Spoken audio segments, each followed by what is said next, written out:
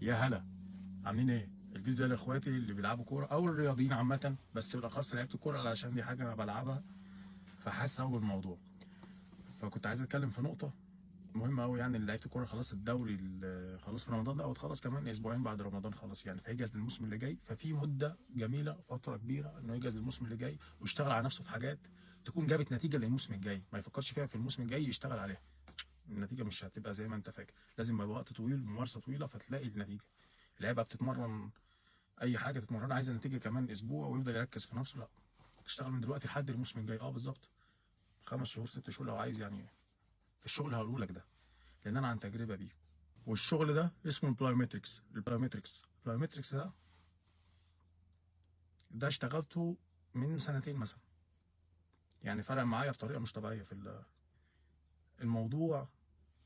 اكبر من اللي انت تهتم بالعضله، بعضلاتك او القوه اللي في المرايه، حاجه بتشوف نفسك كده، والقوه الوظيفيه واوتارك وجهازك العصبي كلاعب كوره ده حاجه تاني. ده يعني ده رقم واحد بالنسبه لي انا. ويا ريتني كنت اشتغلت الشغل ده من زمان قوي، كان زماني الدنيا فرقت لانه فرق معايا. وهقول لك كمان قدام على حاجه فرقت معايا فيه هو قدام اصلا بطريقه الشغل بيه، عن تجربه. ماليش دعوه بقى مدرب رايه ايه، ده رايه إيه، انا لعيب ومريت بالتجربه دي. البرومتريكس ده بيخليك يعني عشان المجمل عشان تحاول تفهمني، بيخليك تلمس الارض وقت قليل، ما بتقعدش على الارض كتير، تتحكم في جنباتك ورجلك على الارض ومش رجلك. فبالتالي بيخليك لما تنزل من الجنب بتعرف تنزل صح. فلما بتعرف تنزل صح بطريقه مظبوطه وحركات متناسقه وقت طويل ورا وقت، فبتعرف تخزن طاقه للجامب اللي بعده. فانت بتحافظ على الجامب عشان تخزن نفس الطاقه للجامب اللي بعدك، ما تخلصش طاقتك كلها في الجامب كله فتلاقي نفسك مش عارف تعمل جامب تاني.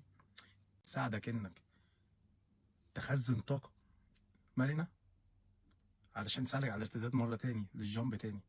فبالتالي قيس بقى على الكلام ده اللي هي هتساعدك وتطور وتخلي طاقتك الانفجاريه اسرع، فيخلي علاقتك الجهاز العصبي وعضلاتك العلاقه بينهم سريعه قوي، فاشاراتها توصل لعضلاتك بسرعه في الماتش عن طريق حركات بكذا اشكال مختلفه.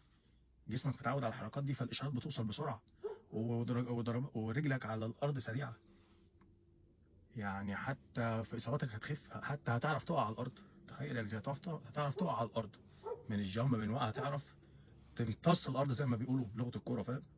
فكل ده البليومتريكس بيساعده. فالقصه مش في النطه العاليه وتبقى قوي وتنط، الحوار ملوش دعوه بالقوه نهائي. الحوار ليه دعوه بحفظ الايقاع بتاع الجامب بتاعك والتناسق فيه. ده مع الوقت ده اللي هيخلي فيه سرعه في اطلاق قوتك الانفجاريه، انت فاهم؟ وهيحسن ادائك.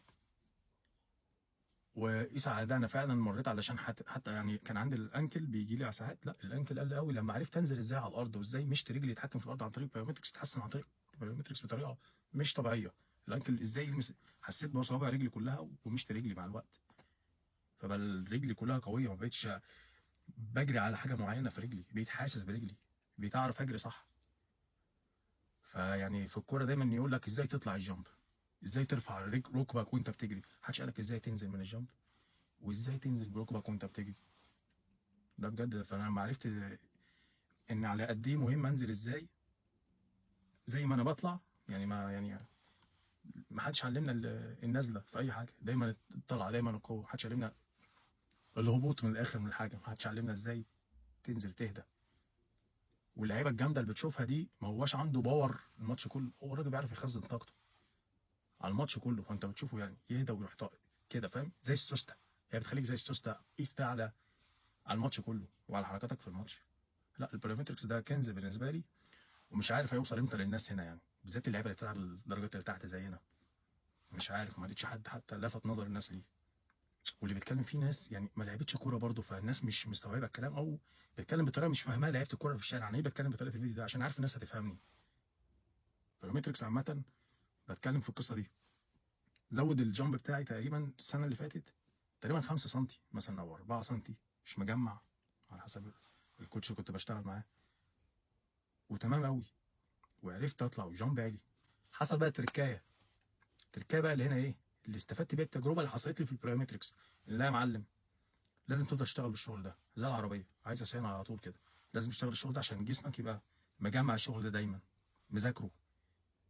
فانا اعتمدت ان انا الموسم اللي فات جامد قوي في الكور العاليه. جه الموسم ده في اوله التوقيت بايظ والجامب قل شويه، لما ركزتش فيه على البارامتركس زي الموسم اللي قبله. فابتديت اشتغل على البارامتركس تاني كل يوم. يعني هو المفروض اصلا اشتغل يومين ثلاثه، انا من كتر ما الواحد زعلان على نفسه بقى حتى هو واقف لوحده يعمل حركات بارامتركس يقولوا عليه فاهم مجنون. لحد في اخر يعني في الدور الثاني في اخر كام ماتش الناس بتقول بقيت تجيبوا الكوره العاليه السنه دي مثلا، اللي بيلعبوا معايا عارفين. لا هو انا اهتميت بالبارامتركس فابتدى جسمي يرجع ويجيب الكوره العاليه والجمبات والتوقيت. فالحوار عايز دايما انت ما فيش كتاب بتذاكره وتخلص للاسف في الكوره. في الكوره ده لازم تراجع على كل الكتب كل ماتش. حبيت افيد الناس يعني، رب الناس تكون فهمت بس عرفت اوصل. بتكلم كلاعب كوره مش كمدرب من تجربه حصلت معايا. والواحد دايما بيدعي ربنا يعني يستخدمه وما يستبدلوش. والسلام عليكم.